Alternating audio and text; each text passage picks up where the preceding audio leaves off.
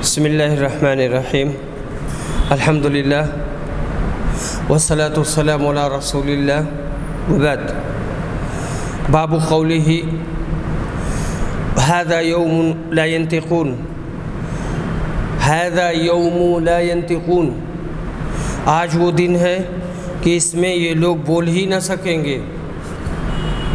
حدیث نمبر 4934 عبداللہ بن مسعود روایت کرتے ہیں کہ ہم نبی صلی اللہ علیہ وسلم کے ساتھ ایک غار میں تھے کہ آپ پر سورہ والمرسلات نازل ہوئی۔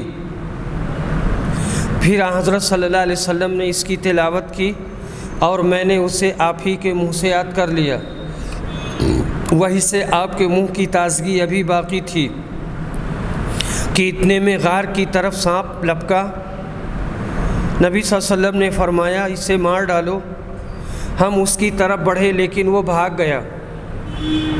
نبی صلی اللہ علیہ وسلم نے اس پر فرمایا وہ بھی تمہارے شر سے اس طرح بچ نکلا جیسا کہ تم اس کے شر سے بچ گئے۔ عمر بن حفص نے کہا مجھے یہ حدیث یاد ہے، میں نے اپنے والد سے سنی تھی، انہوں نے اتنا اور بڑھایا کہ وہ غار مینا میں تھا۔ سورۃ عما یتساءلون، سورہ عما یتساءلون کی تفسیر کا بیان۔ مجاہد نے کہا لا یرجون حسابا، وہ اعمال کے حساب کتاب سے نہیں ڈرتے۔ لا یملکون منہ خطابا، ڈر کے مارے اس سے بات نہ کر سکیں گے مگر جب ان کو بات کرنے کی اجازت ملے گی۔ ابن عباس نے کہا وہاج، روشن چمکتا ہوا، عطاء حساب، پورا بدلہ۔ عرب لوگ کہتے ہیں آتانی ما احسبنی، یعنی مجھ کو اتنا دیا جو کافی ہو گیا۔ یہ صورت مکی ہے، اس میں 40 آیتیں اور 3 رکوع ہیں۔ باب قولہ یوم ینفخ فی الصور فتأتون افواجا، اللہ کے اس فرمان کا بیان، وہ دن کی جب سور پھونکا جائے گا تو تم گروہ گروہ ہو کر آؤ گے۔ افواجا کے معنی زمرہ، گروہ در گروہ۔ حدیث نمبر 4935 ابو ہریرہ روایت کرتے ہیں کہ رسول صلی اللہ علیہ وسلم نے فرمایا 2 سور پھونکے جانے کے درمیان 40 کا فاصلہ ہوگا۔ ابو ہریرہ کے شاگردوں نے پوچھا کیا 40 دن مراد ہے؟ انہوں نے کہا کہ مجھے معلوم نہیں۔ پھر شاگردوں نے پوچھا کیا 40 مہینے مراد ہیں؟ انہوں نے کہا کہ مجھے معلوم نہیں۔ شاگردوں نے پوچھا کیا 40 سال مراد ہیں؟ کہا کہ معلوم نہیں۔ کہا پھر اللہ تعالیٰ آسمان سے پانی برسائے گا جس کی وجہ سے تمام مردے جی اٹھیں گے، جیسے سبزیاں پانی سے اگاتی ہیں۔ اس وقت انسان کا ہر حصہ گل چکا ہوگا سوائے ریڑھ کی ہڈی کے۔ ریڑھ کی ہڈی وہی آخری ہڈی، اسی کو عجب الذنب کہتے ہیں، اور اس سے قیامت کے دن تمام مخلوق دوبارہ بنائی جائے گی۔ سورۃ والنازعات، سورہ والنازعات کی تفسیر کا بیان۔ مجاہد کہتے ہیں الآیت الکبری سے مراد حضرت موسیٰ علیہ السلام کا عصا اور ان کا ہاتھ ہے۔ عظام النخرہ اور ناخرہ دونوں طرح سے پڑھا گیا ہے، جیسے تامے اور تما، باخل اور بخل، اور بعض نے کہا نخرہ اور ناخرہ میں فرق ہے۔ نخرہ کہتے ہیں گلی ہوئی ہڈی کو، اور ناخرہ کھوکھلی ہڈی جس کے اندر ہوا ہو جائے تو آواز نکلے۔ التامہ، آفت مصیبت جو ہر چیز پر بلند ہو جائے گی۔ اور ابن عباس نے کہا الحافرہ، ہماری وہ حالت جو دنیا کی زندگی میں ہے۔ اوروں نے کہا ایان مرساہا، اس کی انتہا کہاں ہے؟ یہ لفظ مرسا سفینہ سے نکلا ہے، یعنی جہاں کشتی آخر میں جا کر ٹھہرتی ہے۔ یہ سورت مکی ہے، اس میں 46 آیتیں اور 3 رکوع ہیں۔ حدیث نمبر 4936، سہل بن سعد روایت کرتے ہیں کہ میں نے رسول صلی اللہ علیہ وسلم کو دیکھا کہ آپ اپنی بیچ کی انگلی اور انگوٹھے کے قریب والی انگلی کے اشارے سے فرما رہے تھے کہ میں ایسے وقت میں مبعوث ہوا ہوں کہ میرے اور قیامت کے درمیان صرف ان دونوں کے برابر فاصلہ ہے۔ لیکن ان دونوں کے برابر کا مطلب یہ نہیں ہے کہ اتنا، یہ دونوں انگلیاں، تو دونوں انگلیوں کے درمیان فاصلہ ہے، ایک چھوٹی ہے ایک بڑی ہے، اور ایک پتلی ہے ایک موٹی ہے۔ اس اعتبار سے یہ مدت کتنی ہوگی اللہ کے علم میں، یہ کتنی طول پکڑے گی کوئی نہیں بتا سکتا۔ سورۃ عبس، سورہ عبس کی تفسیر کا بیان۔ عبس منہ بنایا، عبسا منہ بنایا، تولا منہ پھیر لیا۔ اوروں نے کہا مطہرہ، دوسری جگہ فرمایا لا یمسھا الا المطہرون، ان کو وہی ہاتھ لگاتے ہیں جو پاک ہیں، یعنی فرشتے۔ تو محمول کی صفت حامل کر دی، جیسے مدبرات امرہ، مدبرات سے مراد سوار ہیں جو محمول ہیں، مجازاً ان کے حاملوں یعنی گھوڑوں کو مدبرات کہہ دیا۔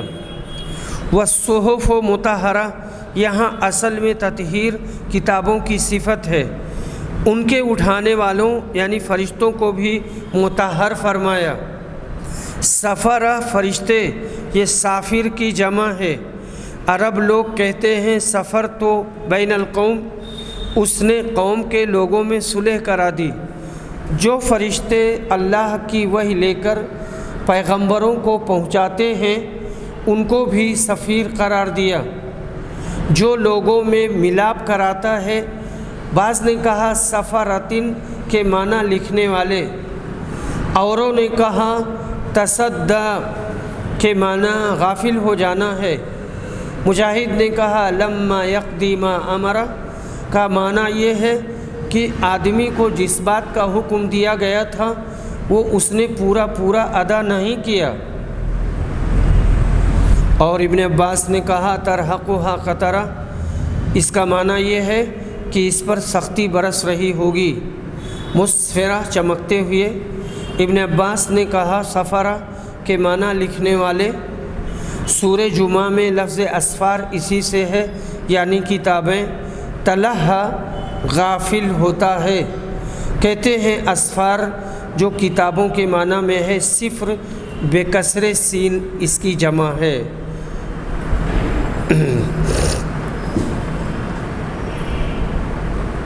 یہ صفر کی جمع اسفار ہے۔ یہ سورت مکی ہے، اس میں 42 آیات اور 1 رکوع ہے۔ سورہ کا شان نزول یہ ہے کہ ایک مرتبہ قریش نبی صلی اللہ علیہ وسلم کی مجلس میں آئے ہوئے تھے اور آپ ان سے قبولیت اسلام کی امید پر مشغول گفتگو تھے اور باتیں کر رہے تھے، مختلف انداز میں انہیں سمجھا رہے تھے۔ ایسے وقت میں اس مجلس میں عبداللہ بن ام مکتوم آ گئے۔ انہوں نے اس وقت ان کا آنا پسند نہیں کیا۔ اس پر اللہ نے یہ سورت نازل کی اور نبی صلی اللہ علیہ وسلم کو تنبیہ فرمائی۔ بعد میں جب کبھی یہ نابینا بزرگ تشریف لاتے، نبی صلی اللہ علیہ وسلم پورے اعزاز کے ساتھ ان سے تخاطب فرمایا کرتے تھے۔ دراصل حضرت عبداللہ بن ام مکتوم نابینا تھے اور ان کو کچھ بھی خبر نہیں تھی کہ یہاں کیا ہو رہا ہے اور رسول صلی اللہ علیہ وسلم کیا چاہتے ہیں۔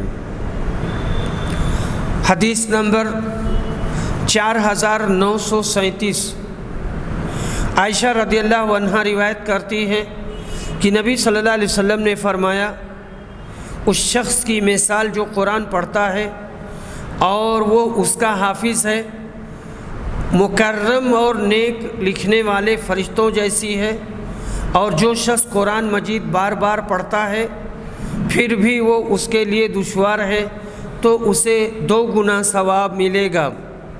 یہ حدیث متفق علیہ ہے۔ بعض لوگوں کی زبانوں پر الفاظ قرآن یہ جلدی نہیں چڑھتے اور ان کو بار بار مشق کی ضرورت ہوتی ہے، انہی کے لیے 2 گنا ثواب ہے، کیونکہ وہ کافی مشقت کے بعد قرأت قرآن میں کامیاب ہوتے ہیں۔ سورۃ اذا الشمس کوورت، سورہ اذا الشمس کوورت کی تفسیر کا بیان۔ ان قدرت، جب ستارے بے نور ہو جائیں گے۔ حسن بصری رحمہ اللہ کہتے ہیں سجرت، سمندر سوکھ جائیں گے، ان میں پانی کا ایک قطرہ بھی باقی نہ رہے گا۔ مجاہد نے کہا مسجور، جو سورہ طور میں ہے، بھرا ہوا۔ اوروں نے کہا سجرت، سمندر پھوٹ کر ایک دوسرے سے مل کر ایک سمندر بن جائیں گے۔ خنس، چلنے کے مقام میں پھر لوٹ کر آنے والے۔ کنسا، تکنیسو سے نکلا ہے، ہرن کی طرح چھپ جاتے ہیں۔ تنفس، دن چڑھے، دن چڑھ جائے، یہ تنفسہ ہے، ماضی تنفسہ بنے گا۔ زنین، زائے موجمہ سے یہ بھی ایک قرت ہے، تہمت لگاتا ہے، اور زنین ذات سے اس کا معنی یہ ہے کہ وہ اللہ کا پیغام پہنچانے میں بخیل نہیں ہے۔ اور حضرت عمر نے کہا النفوس زوجت، ہر آدمی کا جوڑا لگا دیا جائے گا، خواہ جنتی ہو یا دوزخی۔ پھر یہ آیت پڑھی احشروا الذین ظلموا وازواجہم، اس جب رات پیٹھ پھیر لے۔ یہ سورت مکی ہے، اس میں 29 آیات اور 1 رکوع ہے۔ سورت اذا السماء انفطرت، سورہ اذا السماء انفطرت کی تفسیر کا بیان۔ ربیع بن خثیم کہتے ہیں فجرت کے معنی بہہ نکلے، اور عامش اور عاصم نے کہا فعاد لک، تخفیف کے دال یعنی تخفیف دال کے ساتھ، یعنی آدھا دال کی تخفیف کے ساتھ۔ حجاز والوں نے فعد لک دال کی تشدید کے ساتھ پڑھا ہے۔ جب تشدید کے ساتھ ہو تو معنی یہ ہوگا کہ بڑی خلقت، مناسب اور معتدل رکھی، اور تخفیف کے ساتھ پڑھو تو معنی یہ ہوگا جس صورت میں چاہا تجھے بنا دیا، خوبصورت یا بدصورت، لمبا یا ٹھیگنا، چھوٹے قد والا، جیسے چاہا ویسے بنا دیا۔ سورت ویل للمطففین، سورہ ویل للمطففین کی تفسیر کا بیان۔ اور مجاہد نے کہا بل رانا، اس کا معنی ہے گناہ ان کے دل پر جم گیا۔ ثوبا، بدلہ دیے گئے۔ اوروں نے کہا مطفف وہ ہے جو پورا ماپ تول نہ دے، دغا بازی کرے، یعنی تولنا ہے تو ناپنا ہے تو کم کر کے تولے۔ یہ سورت مکی ہے، اس میں 36 آیتیں ہیں۔ متن قسطلانی میں یہاں اتنی عبارت اور ہے۔ الرحیق الخمر، اس کا معنی ہے رحیق شراب کو کہتے ہیں۔ ختامہ مسک، مشک کی مہر اس کے شیشے پر لگی ہوگی۔ تسنیم ایک لطیف عرق ہے جو بہشتیوں کی شراب میں ڈال دیا جائے گا اور ملا دیا جائے گا۔ حدیث نمبر 4929 متفق علیہ۔ عبداللہ بن عمر روایت کرتے ہیں کہ نبی صلی اللہ علیہ وسلم نے فرمایا جس دن لوگ دونوں جہاں کے پالنے والے کے سامنے حساب دینے کے لیے کھڑے ہوں گے تو کانوں کی لو تک پسینہ میں ڈوب جائیں گے۔ پسینہ یہ انفرادی ہوگا، ہر آدمی اپنے اپنے پسینے میں ہوگا، اپنا جیسا عمل ہوگا، جیسی نیکی ہوگی، جیسے گناہ ہوں گے، جیسے برائی ہوگی، اسی اعتبار سے ان کا پسینہ ہوگا۔ کسی کا ٹخنے تک ہوگا، گھٹنے تک ہوگا، کمر تک ہوگا، منہ تک ہوگا۔ سورۃ اذا السماء انشقت، سورہ اذا السماء انشقت کی تفسیر کا بیان۔ مجاہد نے کہا کتابہ بشمالہ کا مطلب یہ ہے کہ وہ اپنا نام اعمال اپنی پیٹھ پیچھے سے لے گا۔ وما وسق جانداروں کو جمع کر لیتی ہے۔ ظن اللہ یہور یہ کہ نہیں لوٹے گا، یعنی ہماری طرف واپس نہیں آئے گا۔ حدیث نمبر 4939، یہاں پر حضرت عائشہ رضی اللہ عنہا کی روایت ہے اور اس کی کئی سند آئی ہے بیچ میں۔ کہتے ہیں کہ رسول اکرم صلی اللہ علیہ وسلم نے فرمایا جس کسی سے بھی قیامت کے دن حساب لے لیا گیا تو وہ ہلاک ہو جائے گا۔ حضرت عائشہ نے کہا کہ میں نے عرض کیا ہے اللہ کے رسول، اللہ مجھے آپ پر قربان کرے کہ اللہ تعالیٰ نے یہ ارشاد نہیں فرمایا ہے فَأَمَّا مَنْ أُوتِيَ كِتَابَهُ بِيَمِينِهِ فَسَوْفَ يُحَاسَبُ حِسَابًا يَسِيرًا، تو جس کسی کا نام اعمال اس کے داہنے ہاتھ میں ملے گا سو اس سے آسان حساب لیا جائے گا۔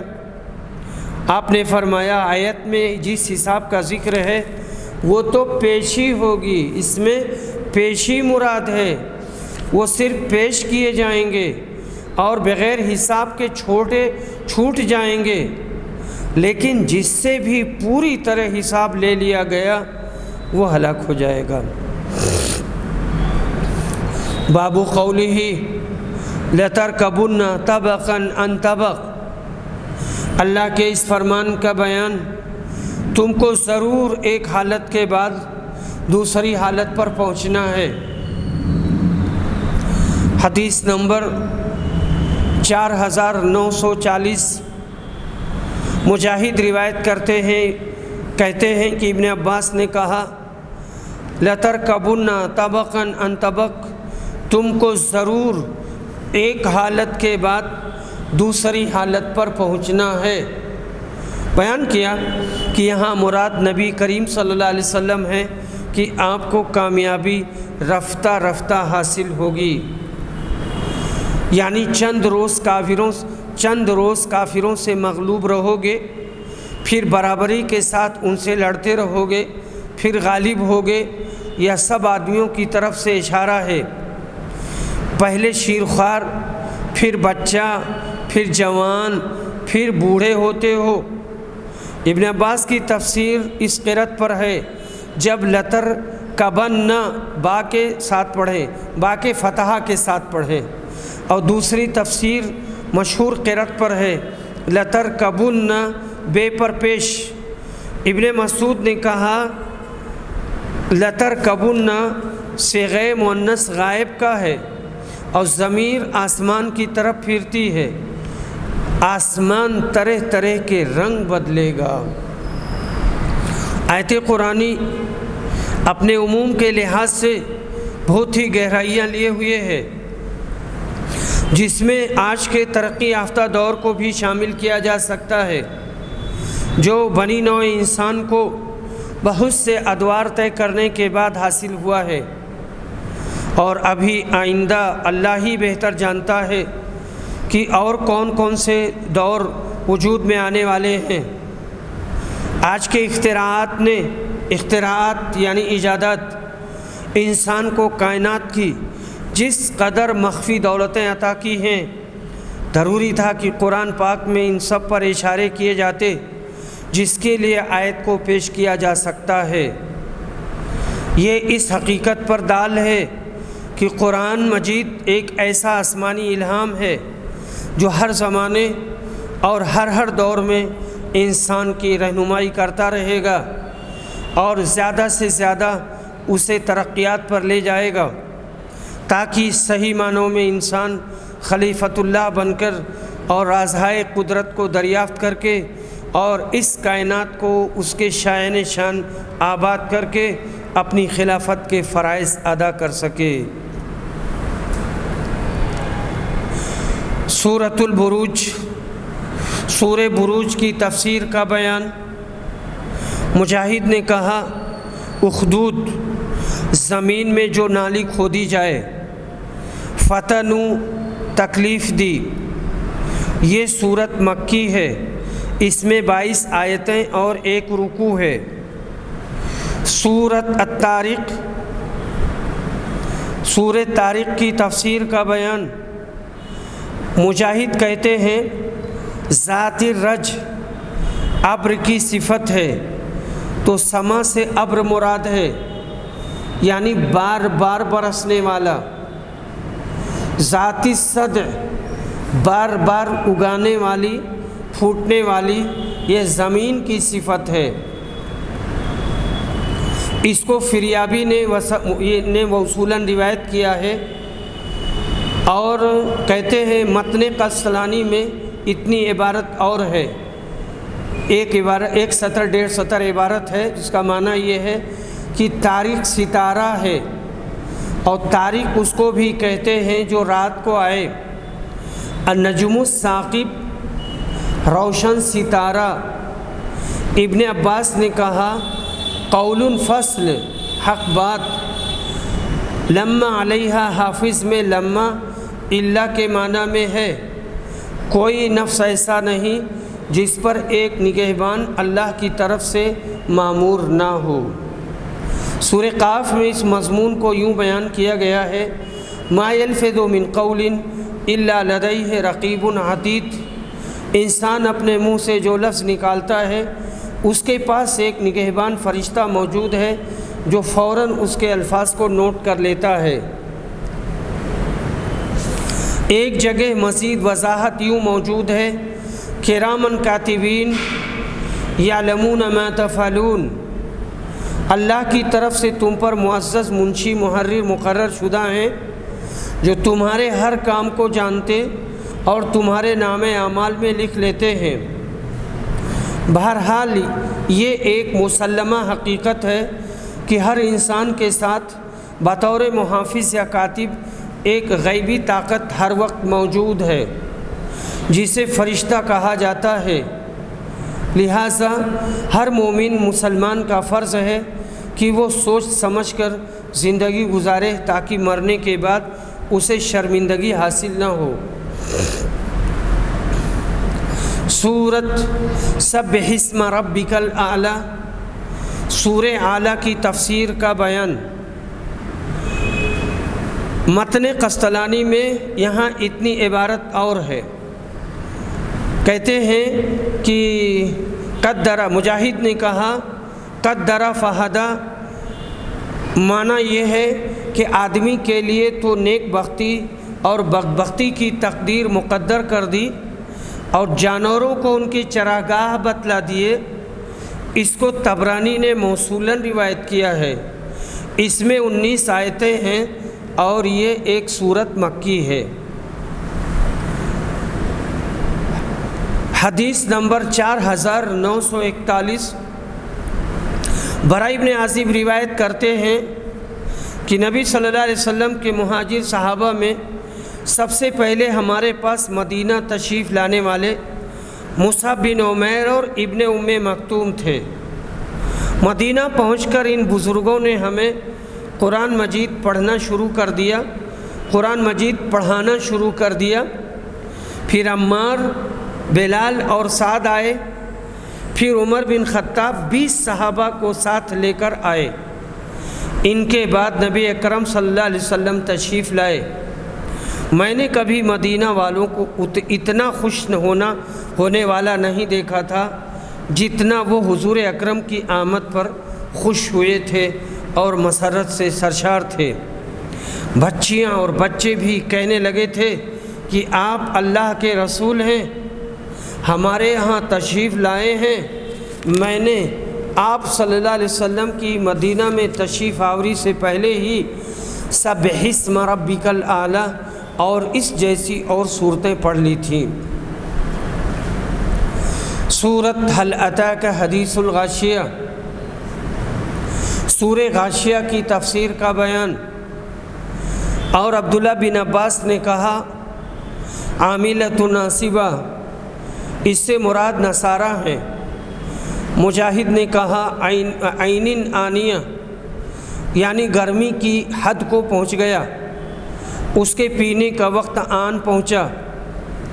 سورہ رحمان میں حمیمن آن کا بھی یہی معنی ہے، گرمی کی حد کو پہنچ گیا۔ لا تسمع فیہا لاغیہ، وہاں گالی گلوچ نہیں سنائی دے گی۔ الدری، ایک بھاجی گھاس جسے شبرق کہتے ہیں، حجاز والے اسے دری کہتے ہیں۔ جب وہ سوکھ جاتی ہے تو یہ زہر بن جاتی ہے۔ بے مسیطر، سین سے، مطلقاً کڑوی، بعض نے سواس سے پڑھا ہے بے مسیطر۔ ابن عباس کہتے ہیں ایابہم، ان کا لوٹنا۔ یہ سورت مکی ہے، اس میں 26 آیتیں ہیں۔ جو بہت سا پیسہ خرچ کر کے اپنے خیال میں بڑے بڑے اعمال کرتے ہیں مگر ان عملوں کا ثبوت قرآن و حدیث سے نہیں ہے، لہٰذا وہ اعمال اکارت ہو جائیں گے۔ اللہ کے ہاں صرف عمل صالح مقبول ہوتا ہے جس میں خلوص ہو اور وہ سنت نبوی کے مطابق ہو۔ قبروں پر عرس کرنا، ماہ محرم میں تعزیہ بنانا، مجالس میلاد مروجہ منعقد کرنا، تیجا، فاتحہ، چہلم وغیرہ جملہ رسوم ایسی ہیں جن پر یہ لوگ دل کھول کر پیسہ اور وقت خرچ کرتے ہیں، مگر غیر شرعی ہونے کی وجہ سے سب عاملۃ ناصبہ کے مصداق ہے۔ اللہ پاک عوام مسلمانوں کو شعور عطا کرے کہ وہ سنت اور بدعت کے فرق کو سمجھیں اور سنت پر کاربند ہوں، بدعت سے اجتناب کریں۔ سورۃ والفجر، سورہ والفجر کی تفسیر کا بیان۔ اور مجاہد نے کہا وتر سے مراد اللہ ہے۔ ارم ذات العماد سے پرانی قوم عاد مراد ہے۔ عماد کے معنی خیمہ کے ہیں۔ یہ لوگ خانہ بدوش تھے، جہاں پانی چارہ پاتے وہیں خیمہ لگا کر رہ جاتے۔ صوت عذاب، یہ عذاب کر دیا گیا۔ صوت عذاب کا معنی یہ کہ عذاب دیا گیا۔ اکل لما، سب چیزیں سمیٹ کر کھا جانا۔ حباً جما، بہت محبت رکھنا۔ مجاہد نے کہا اللہ نے جس چیز کو پیدا کیا وہ شفا جوڑا ہے، آسمان بھی زمین کا جوڑا ہے، اور وطر صرف اللہ پاک کی ذات ہے، اللہ پاک ہے۔ اوروں نے کہا صوت عذاب، یہ عرب کا ایک محاورہ ہے جو ہر ایک قسم کے عذاب کو کہتے ہیں۔ من جملہ ان کے ایک کوڑے کا بھی عذاب ہے۔ لبی المرصاد، اللہ کی طرف سب کو پھر جانا ہے۔ لا تحاضون، الف کے ساتھ جیسے مشہور قرأت ہے، ترغیب نہیں دیتے ہو۔ یہ تحافظون کے معنی میں ہے کہ حفاظت و نگہداشت نہیں کرتے ہو۔ اور بعضوں نے کہا تحدون، بغیر الف کے پڑھا ہے کہ ترغیب نہیں دیتے، مساکین کے کھلانے کا ایک دوسرے کو حکم نہیں کرتے۔ المطمئنہ، وہ نفس جو اللہ کے ثواب پر یقین رکھنے والا ہو۔ مومن کامل الایمان، امام حسن بصری نے کہا نفس مطمئنہ وہ نفس کہ جب اللہ اس کو بلانا چاہے، موت آئے تو اس کو اللہ کے پاس چین نصیب ہو۔ اللہ اس سے خوش ہو، وہ اللہ سے خوش ہو، پھر اللہ اس کی روح قبض کرنے کا حکم دے اور اس کو بہشت میں لے جائے، اپنے نیک بندوں میں شامل فرما دے۔ اوروں نے کہا جابو کا معنی کریت کر مکان بنانا، یہ جیب سے نکلا ہے، جب اس میں جیب لگائی جائے۔ اسی طرح عرب لوگ کہتے ہیں فلان یجوب الفلاۃ، وہ جنگل قطع کرتا ہے، جابا یجوبو سے ہے۔ لما عرب لوگ کہتے ہیں لممتہ اجمع، میں اس کے اخیر تک پہنچ گیا۔ سارا ترکہ کھا جاتے ہو، ایک پیسہ نہیں چھوڑتے۔ سورہ فجر کے یہ منتخب الفاظ ہیں جن کو امام بخاری رحمہ اللہ نے یہاں حل فرمایا ہے۔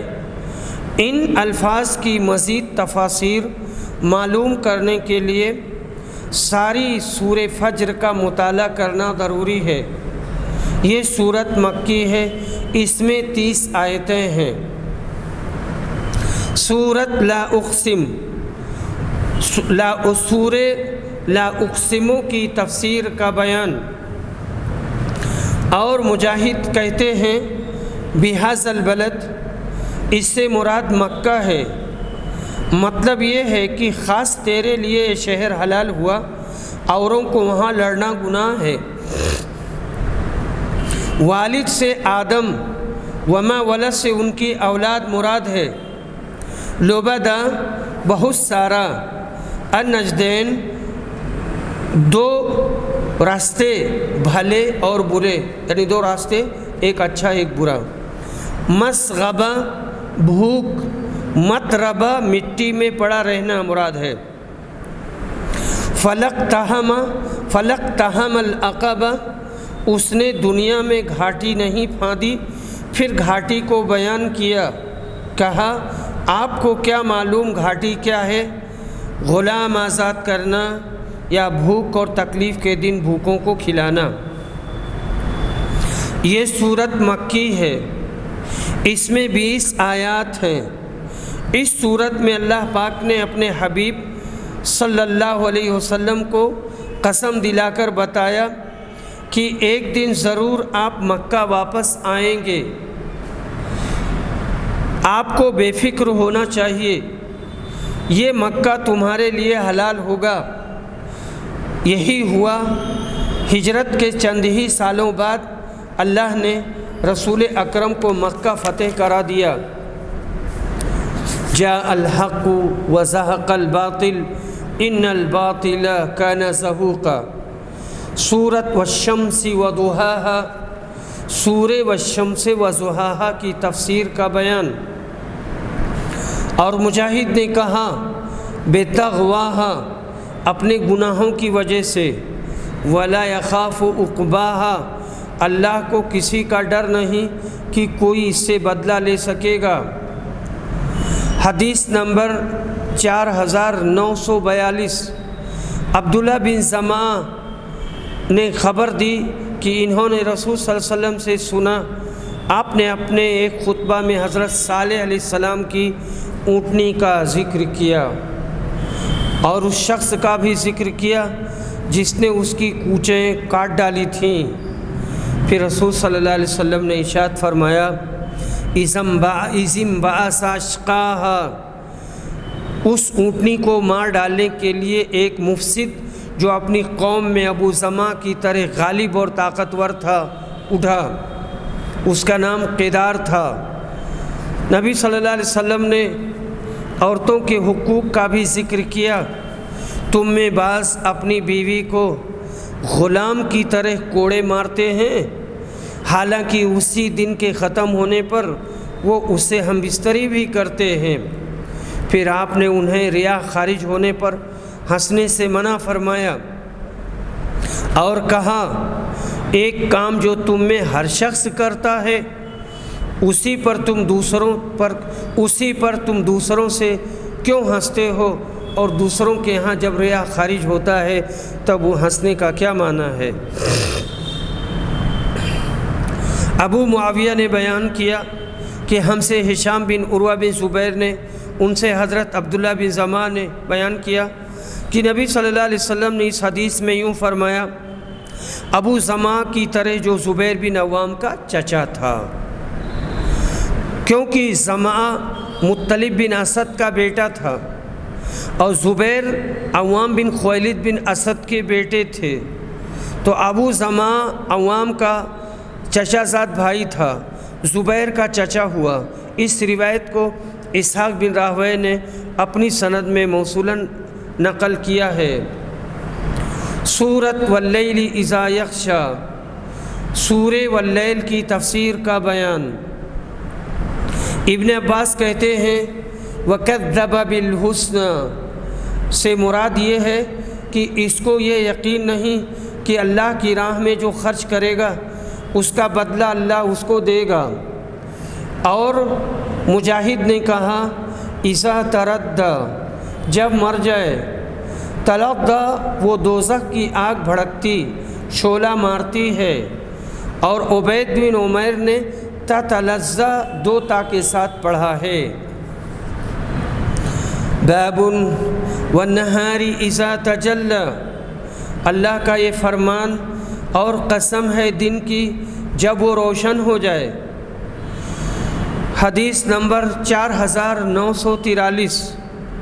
علقمہ بن قیس روایت کرتے ہیں کہ عبداللہ بن مسعود کے شاگردوں کے ساتھ میں ملک شام پہنچا، ہمارے متعلق ابو الدرداء نے سنا تو ہم سے ملنے خود تشریف لائے اور دریافت کیا تو میں کوئی قرآن کا قاری ہے؟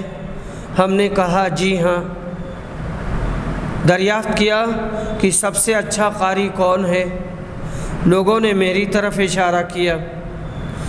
انہوں نے کہا پھر کوئی آیت تلاوت کرو۔ میں نے واللیل اذا یغشی والنہار اذا تجلی والذکر والانثی کی تلاوت کی۔ ابو الدرداء نے پوچھا کیا تم نے خود یہ آیت اپنے استاد عبداللہ بن مسعود کی زبانی اسی طرح سنی ہے؟ کہا جی ہاں۔ انہوں نے اس پر کہا کہ میں نے بھی نبی صلی اللہ علیہ وسلم کی زبانی یہ آیت اسی طرح سنی ہے، لیکن یہ شام والے ہم پر انکار کرتے ہیں۔ اس کی بجائے وہ مشہور قرأت وَمَا خَلَقَ الذَّكَرَ وَالْأُنثَى پڑھتے تھے۔ شام والے مشہور و متفق علیہ قرأت کرتے تھے، مگر ابو درداء نے اس آیت کو دوسرے طرز پر سنا تھا، وہ اسی پر مصر تھے، پس خاطی کوئی نہیں ہے، غلطی کسی کی نہیں ہے۔ 7 قرأتوں کا یہی مطلب ہے۔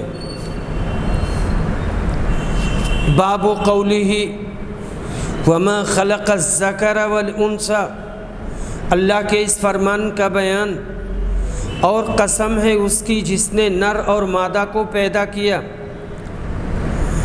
حدیث نمبر 4944۔ ابراہیم نخعی روایت کرتے ہیں کہ عبداللہ بن مسعود کے کچھ شاگرد ابو درداء کے یہاں شام آئے، انہوں نے انہیں تلاش کیا اور وہ مل گئے۔ پھر ان سے پوچھا کہ تم میں کون عبداللہ بن مسعود کی قرأت کے مطابق قرأت کر سکتا ہے؟ شاگردوں نے کہا کہ ہم سب کر سکتے ہیں۔ پھر پوچھا کسے ان کی قرأت زیادہ محفوظ ہے؟ سب نے علقمہ کی طرف اشارہ کیا۔ انہوں نے دریافت کیا انہیں سورۃ واللیل اذا یغشی واللیل اذا یغشی کی قرأت کرتے کس طرح سنا ہے؟ علقمہ نے کہا والذکر والانثی بغیر خلقہ کے۔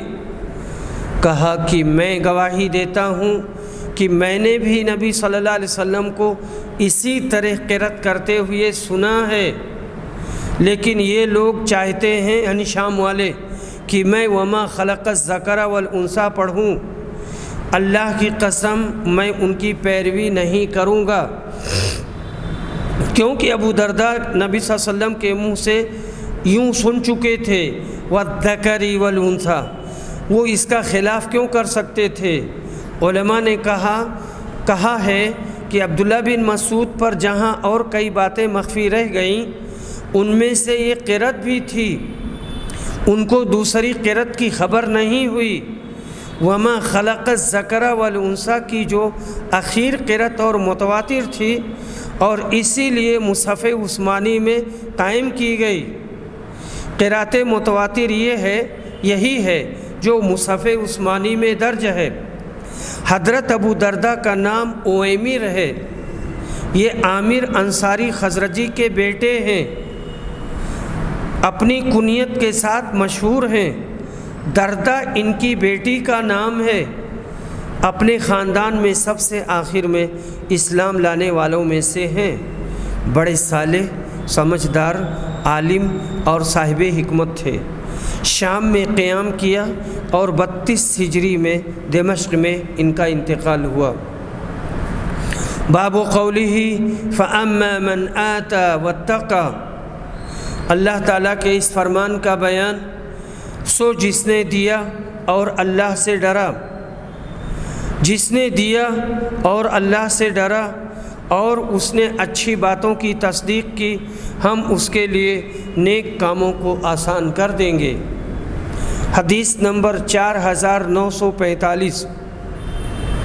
علی بن ابی طالب روایت کرتے ہیں کہ ہم نبی کریم صلی اللہ علیہ وسلم کے ساتھ بقیع الغرقد میں ایک جنازہ میں تھے۔ یہ بقیع الغرقد مدینہ کا قبرستان ہے۔ نبی صلی اللہ علیہ وسلم نے اس موقع پر فرمایا، تم میں کوئی ایسا نہیں جس کا ٹھکانہ جنت یا جہنم میں لکھا نہ جا چکا ہو۔ صحابہ نے عرض کیا، اللہ کے رسول، پھر کیوں نہ ہم اپنی اس تقدیر پر بھروسہ کر لیں؟ آپ نے فرمایا، عمل کرتے رہو کہ ہر شخص کو اسی عمل کی توفیق ملتی رہتی ہے جس کے لیے وہ پیدا کیا گیا ہے۔ پھر آپ نے فَأَمَّا مَنْ آتَى وَاتَّقَى آخر تک پڑھی، سو جس نے دیا اور اللہ سے ڈرا اور اس نے اچھی باتوں کی تصدیق کی، ہم اس کے لیے نیک کاموں کو عمل میں لانا آسان کر دیں گے۔ مگر جس نے بخل سے کام لیا اور اللہ کے احکام کی پرواہ نہ کی اور اچھی بات کو جھٹلایا، تو ہم اس کے لیے بدی کی راہ پر چلنا آسان کر دیں گے۔ باب قولہ وصدق بالحسنى، اللہ کے اس فرمان کا بیان اور اس نے نیک باتوں کی تصدیق کی۔ یہاں پر جو روایت ہے علی رضی اللہ عنہ سے، یہ بابی میں آیا ہے کہ ہم نبی کریم صلی اللہ علیہ وسلم کے پاس بیٹھے ہوئے تھے، پھر راوی نے یہ حدیث بیان کی، یہ جو اوپر گزری ہے۔ باب قولہ فَسَنُيَسِّرُهُ لِلْيُسْرَى، اللہ کے اس فرمان کا بیان، سو ہم اس کے لیے نیک کاموں کو عمل میں لانا آسان کر دیں گے۔ علی بن ابی طالب روایت کرتے ہیں نبی صلی اللہ علیہ وسلم سے، آپ نے فرمایا، تم میں کوئی شخص ایسا نہیں، اور نبی صلی اللہ علیہ وسلم ایک جنازے میں تھے اور آپ کے ہاتھ میں لکڑی تھی، اس لکڑی سے آپ مٹی کریدتے تھے، اور اسی موقع پر کہا، تم میں کوئی شخص ایسا نہیں جس کا جنت یا دوزخ کا ٹھکانہ لکھا نہ جا چکا ہو۔ صحابہ نے کہا، اللہ کے رسول، کیا پھر ہم اسی پر بھروسہ نہ کر لیں؟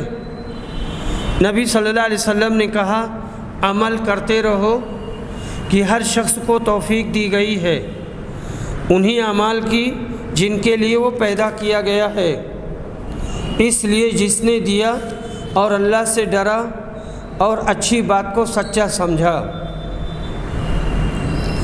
باب قولہ وَأَمَّا مَنْ بَخِلَ وَاسْتَغْنَى، اللہ کے اس فرمان کا بیان، اور جس نے بخل سے کام لیا اور اپنے آپ کو رب سے بے نیاز جانا۔ جس نے بخل کیا اور بے پرواہی برتی اور اچھی باتوں کو اس نے جھٹلایا، ہم اس کے لیے سارے برے کاموں کو عمل میں لانا آسان کر دیں گے۔ حدیث نمبر 4947 علی بن ابی طالب روایت کرتے ہیں کہ ہم نبی اکرم کے پاس بیٹھے ہوئے تھے۔ آپ نے فرمایا ہم میں کوئی ایسا نہیں جس کا جہنم کا ٹھکانہ اور جنت کا ٹھکانہ لکھا نہ جا چکا ہو۔ ہم نے عرض کیا اے اللہ کے رسول پھر ہم اسی پر بھروسہ کیوں نہ کر لیں؟ آپ نے کہا نہیں، عمل کرتے رہو، کیونکہ ہر شخص کو آسانی دی گئی ہے۔ اور اس کے بعد آپ نے اس آیت کی تلاوت کی فَأَمَّا مَنْ آتَى وَاتَّقَى، سو جس نے دیا اور اللہ سے ڈرا اور اچھی بات کو سچا سمجھا، اس کے لیے راحت کی چیزیں آسان کر دیں گے۔ باب قولہ وَكَذَّبَ بِالْحُسْنَى، اللہ کے اس فرمان کا بیان اور اچھی بات کو جھٹلایا۔ علی رضی اللہ عنہ روایت کرتے ہیں کہ ہم بقیع الغرقد میں ایک جنازہ کے ساتھ تھے، پھر رسول اللہ صلی اللہ علیہ وسلم بھی تشریف لائے، آپ بیٹھ گئے اور ہم بھی آپ کے چاروں طرف بیٹھ گئے۔ آپ کے ہاتھ میں چھڑی تھی، آپ نے سر جھکا لیا، پھر چھڑی سے زمین کریدنے لگے، پھر فرمایا تم میں کوئی شخص ایسا نہیں، کوئی پیدا ہونے والی جان ایسی نہیں جس کا جنت و جہنم کا ٹھکانہ لکھا نہ جا چکا ہو۔ یہ لکھا جا چکا ہے کہ کون نیک ہے اور کون برا ہے۔ ایک صاحب نے عرض کیا اے اللہ کے رسول پھر کیا حرج ہے اگر ہم اپنی اسی تقدیر پر بھروسہ کر لیں اور نیک عمل کرنا چھوڑ دیں؟ جو ہمیں نیک ہوگا وہ نیک عمل کے ساتھ جا ملے گا، اور جو برا ہوگا اس سے بروں کے سے اعمال ہوں گے اور برا کام کرے گا۔ رسول اکرم نے فرمایا جو لوگ نیک ہوتے ہیں انہیں نیکوں ہی کے عمل کی توفیق ہوتی ہے، اور جو برے ہوتے ہیں انہیں بروں ہی کی طرح سے عمل کی توفیق ہوتی ہے۔ پھر آپ نے اس آیت کی تلاوت کی فَأَمَّا مَنْ آتَى وَاتَّقَى، جس نے دیا اور اللہ سے ڈرا اور اچھی بات کو سچا سمجھا، سو ہم اس کے لیے نیک کاموں کو آسان کر دیں گے۔ نبی کریم صلی اللہ علیہ وسلم کا مطلب یہ ہے کہ تقدیر الہی کا تو حال کسی کو معلوم نہیں، مگر نیک اعمال اگر بندہ کر رہا ہے تو اس کو اس امر کا قرینہ سمجھنا چاہیے کہ اللہ تعالیٰ نے اس کا ٹھکانہ بہشت میں کیا ہے، اور اگر برے کاموں میں مصروف ہے تو یہ گمان ہو سکتا ہے کہ اس کا ٹھکانہ دوزخ میں بنایا گیا ہے۔ باقی ہوگا تو وہی جو اللہ تعالیٰ نے تقدیر میں لکھ دیا، اور چونکہ قدر کا علم بندے کو نہیں دیا گیا اور اس کو اچھی اور بری دونوں راہیں بتلا دی گئی، اس لیے بندے کا فرض منصبی یہی ہے کہ اچھی راہ کو اختیار کرے، نیک اعمال میں کوشش کرے۔ تقدیر کے بارے میں بعض لوگوں نے بہت سے اوہام فاسدہ پیدا کر کے اپنے ایمان کو خراب کیا ہے۔ تقدیر پر بلا چونچرا ایمان لانا ضروری ہے۔ جو کچھ دنیا میں ہوتا ہے تقدیر الہی کے تحت ہوتا ہے۔ اللہ پاک قادر مطلق ہے، وہ تقدیر کو جدھر چاہے پھیرنے پر قادر ہے،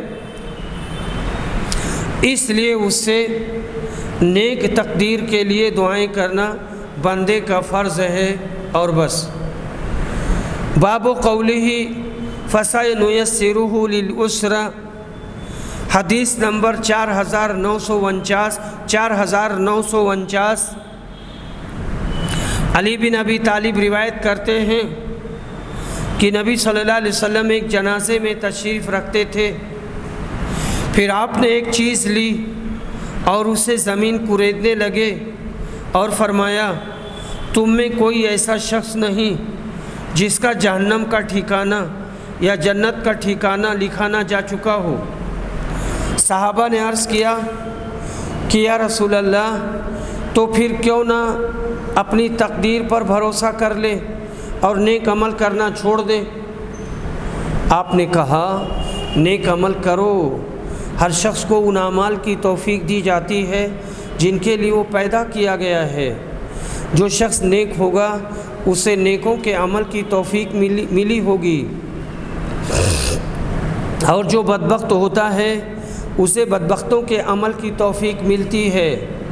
پھر آپ نے فَأَمَّا مَنْ آتَى وَاتَّقَى اس کی آخر تک تلاوت کی، یعنی جس نے دیا اور اللہ سے ڈرا اور اچھی بات کو سچا سمجھا، ہم اس کے نیک عملوں کو آسان کر دیں گے۔